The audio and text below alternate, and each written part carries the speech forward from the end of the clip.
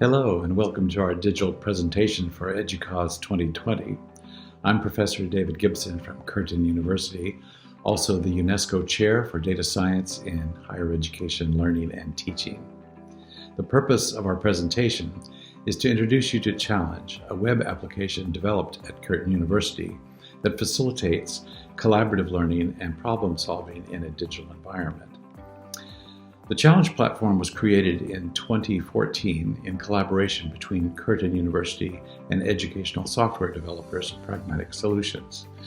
The platform makes it easy for anyone to author engaging content for individuals or teams and tracks with high resolution the problem solving and performance of each individual and team member.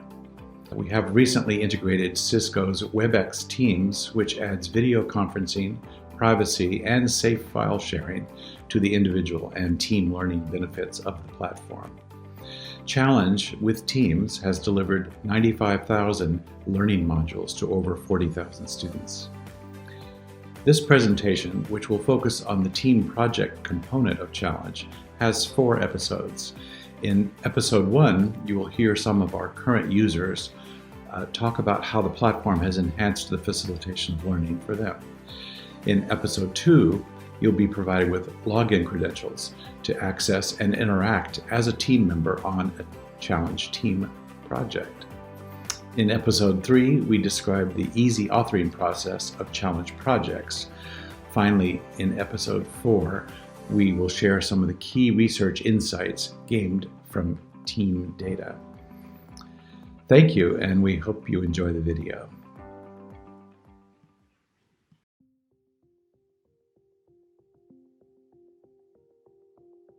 Hello everyone, Dr. Lance Ford here with Cisco. First and foremost, thank you for taking time from your busy schedule to watch this brief recording. I just wanted to take a moment and say a huge thank you to the team there at Curtin University who has been putting together the Challenge platform. This is allowing individual learners as well as team groups of learners to go through project-based hands-on types of experiences where they're applying their knowledge. And that knowledge is then being documented in digital portfolios. I mean, for my learners right now, part of the challenge is that I've got students physically here, but I also have students joining remotely because of our quarantine situation. You know, first hour I may have 20 here and then 5 or 6 joining it remotely. I don't want those remote students to feel like second-class citizens. They need to be a part of the team that is their class members. And with the Challenge Project tool, they can absolutely do that. You know, one of the things about having that digital portfolio is that they have that to take with them to other classes, but they also have that to take with them into the real world upon graduation. Because as they complete these particular challenges, they are awarded with badges signifying that. And I'll be honest with you, in working with learners, it's about the little strides of progress, not just biting off the entire thing at once. And with that badging, they know exactly where they stand, what they've completed, and what they need to do. Hi there, my name's Luke Webster. I'm the team leader for the Head and School program based at Curtin University. We've been using the Challenge platform consistently now for at least 6 months. It has allowed our program to start offering engagement to a much wider audience. It's expanded our reach, particularly in regional and remote areas where we're able to start engaging with groups where travel and face-to-face is sometimes a bit prohibitive. My role is more of a facilitator, of a mentor. The challenges are student-driven, student-centered, and I hover constantly, popping in and out, giving them their feedback. So my feedback needs to be, valid, it needs to be timely, it needs to actually be useful. And if I don't keep up to date with that feedback, suddenly my teams are accelerating off in an area or a tangent that really isn't where I want them to go. So instead of just letting kids work on something and then delivering the end product, I'm popping in and out constantly with my feedback, so the delivery changes significantly in that respect. So one of the difficulties, the ironies, I guess, of working in the education space is that you can have incredible resources which are often beautifully developed, maybe beautifully presented and engaged with by thousands of students, and you have absolutely no idea of the impact of those tools, or whether students have enjoyed working with them, how long they've spent with them, and so on. And so one of the joys of Challenge for us is that we're able to take pre-existing tools, sometimes they've been around for several years, and we've been able to make them interactive. So far the feedback from our users has been positive. A lot of teachers and students could see the potential in the platform. It's been a learning experience for us in terms of how to design for an online learning experience. When you present them with new technology and it's in a team environment, they're a little bit hostile. Their prior experiences of teamwork have never been particularly encouraging or rewarding for some of the members, so there's this level of hostility.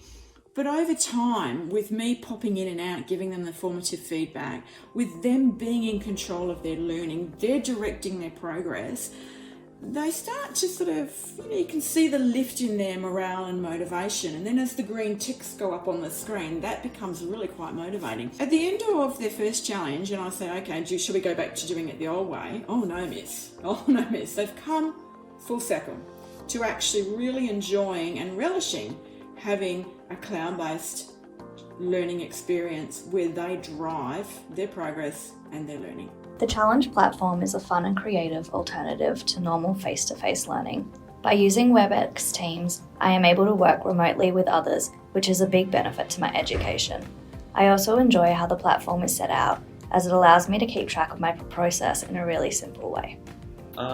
So for the Challenge platform, you kind of have to interact with the other teammates, and that allows for more communication, for you to be on top of the ball, especially if you're the team leader. The Challenge platform has really created a new learning environment that incorporates a gaming element and collaboration amongst peers, which isn't something that I've really seen, especially at a university level. As a student, I really like the fact that you can learn from anywhere, pick and choose what skills you want to enhance, and its interactive elements really do keep you engaged and on track throughout the modules. It allows us to track all sorts of user and student engagement with the sorts of workshops and lessons that we're putting together using the platform, and that rich data allows us to really enhance and will allow us to continue to enhance our program moving forward. One of the best aspects of Challenge in that respect is our ability to use the authoring tool. We're not learning designers by and large, and so having an authoring tool that is really simple to use, easy to learn, has been wonderful, because it's enabled us to not only translate those resources and tools into the online space, but also to be quite innovative with them and to develop some of the more interactive elements of them. Certainly we've been able to make those tools far more engaging for students, and that's just a wonderful thing to do. For anyone thinking of using it, bear in mind that you have a range of tools at your disposal within the platform, that obviously you're not just going to translate a lesson directly onto the online mode, that you'll need to tinker with how it can be participative and immersive. So make good use of all the different tools. And keep in mind that it's a tool that can be used to augment and supplement what you do face-to-face. It doesn't have to replace it. It can be something that you use in combination to enhance what you do, and that's worked well for us. If you're considering using Challenge, jump in, have a go. I think what you need to maintain is a sense of honesty and a sense of humour. It makes it much more rewarding for both myself as an educator and for my students who are actually participating in the challenges. Now, on a more personal note, being a Cisco employee as well as a classroom teacher, and being in a rural location, part of the skill sets that they are acquiring have to do with the ability to work together regardless of where your team is. I'm 3.5 hours one way from the nearest Cisco employee on a daily basis, but that does not keep me from having a global footprint, as I get to work with amazing folks inside Cisco and out from all over the world. So again, David, team there, thank you so much for the Challenge project and all that it's doing for education. We'll see you soon.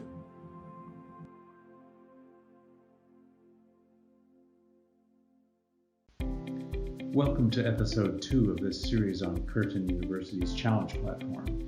In this episode, you will gain hands-on access to the platform and experience a digital team project from an end user's perspective. Head to globalchallenge.org.au and log in with one of the credentials presented on the screen. Once logged in, click on Balance of the Planet and navigate to the Getting Started tab to learn more about the project. In team projects, users can identify their preference toward a number of topics and job roles. This allows them to form teams with like-minded individuals. Once you've confirmed your interest, you can read through further instructions. While it's not set up for this demo, you can integrate individual work elements into team projects. For now, head to Teams. From Teams, you can access your existing teams, find a new team to join, or create your own.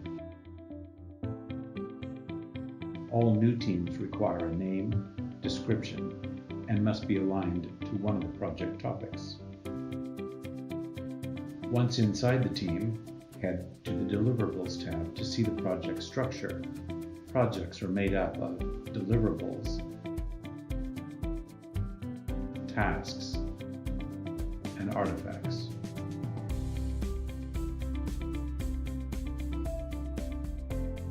Most artifacts require users to write a written response to a given prompt.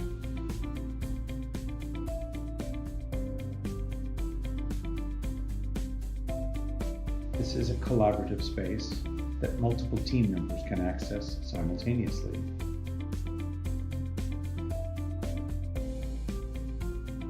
You can also see how a piece of written work has progressed over time. Other artifacts may require you to upload an image instead.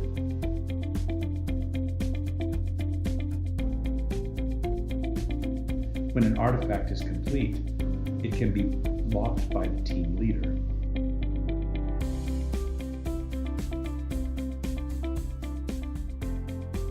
When all the items are locked and complete, a PDF of the team's project work can be exported.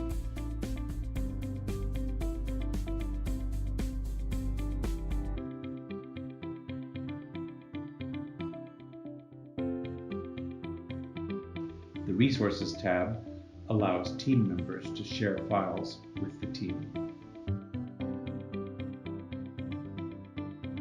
The Progress page shows the team how much work they have completed and how they compare against other teams.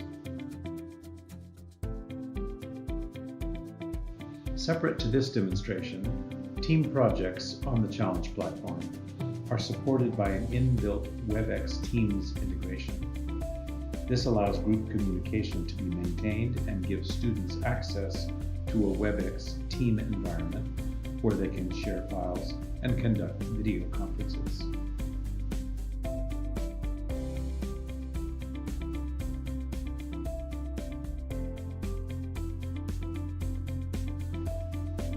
This concludes the playable demo of Challenge projects.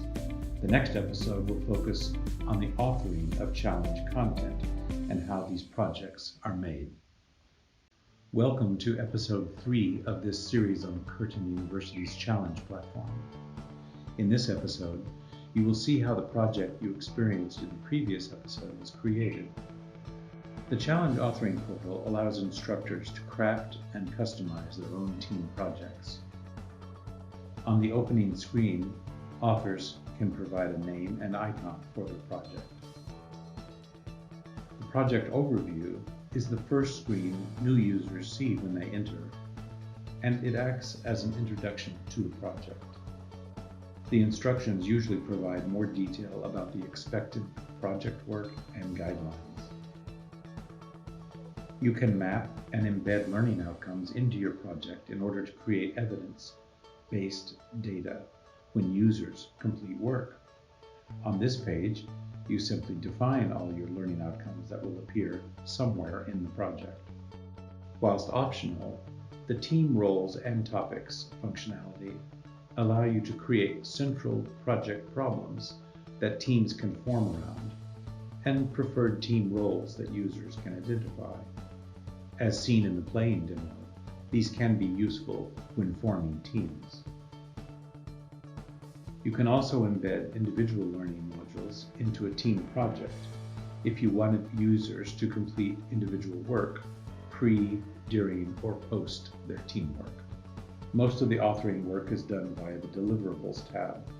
The first part of work design is to identify your deliverables, which are the overall work pieces being produced.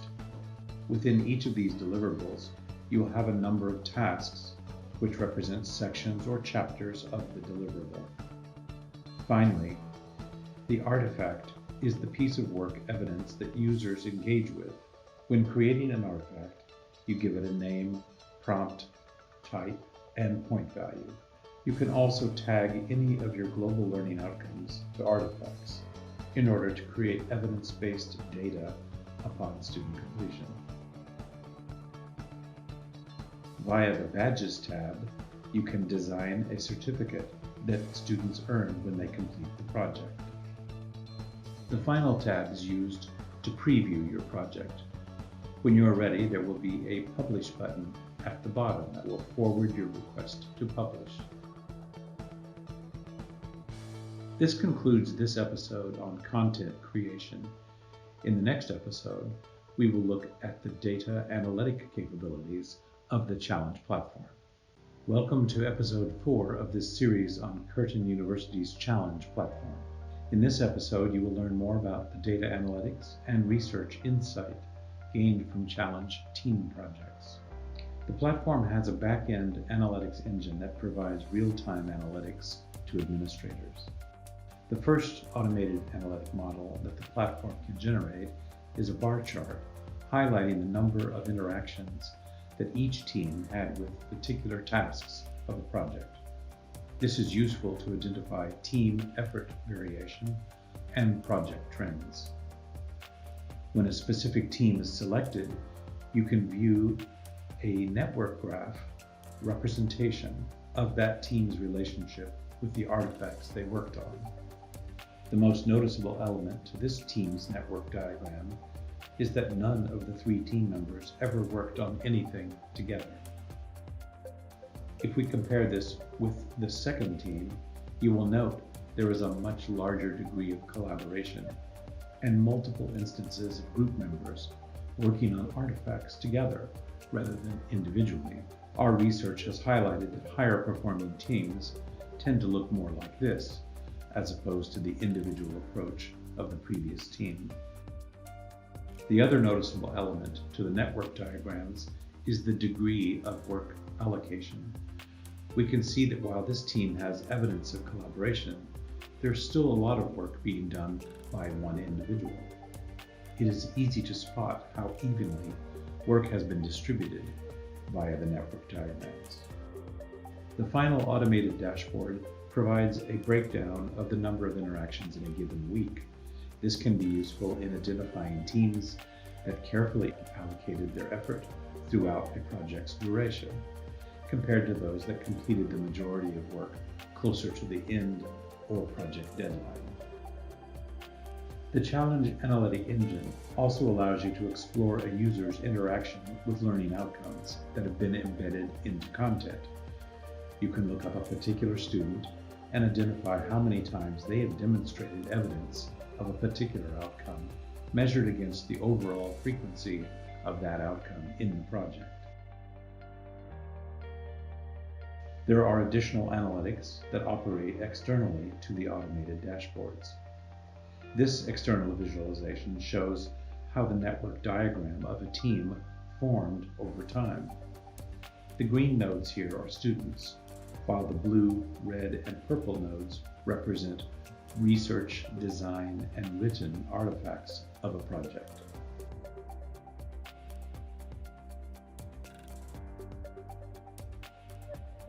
An analysis of the chat communication data powered by Cisco's WebEx Teams has enabled us to track the attention given to teacher feedback. We can see when artifact-specific feedback was left and when or if students went back to edit the piece of work post the feedback. The models here show the rate addressed versus unaddressed and the average student response time across a cohort of students. You can also identify the journey of an individual working on a team project, and this journey is represented here as a Sand key diagram. The flows and loops represent the time-ordered actions taken by an individual inside a team. This is useful in understanding an individual's approach and direction to problem solving. We've started to analyze the WebEx chat data in order to extract the topics or clusters of conversation occurring within a team space. This model shows the arrangement of linked keywords around particular clusters of group chat data. The 4 circles represent the different semantic areas of conversation occurring. On the right side are a number of keywords linked to a particular cluster.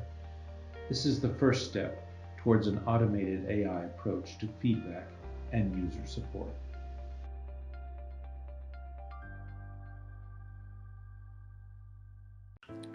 During this digital presentation, you've seen how Curtin University's Challenge platform enables efficient and data-driven collaboration in a digital learning environment.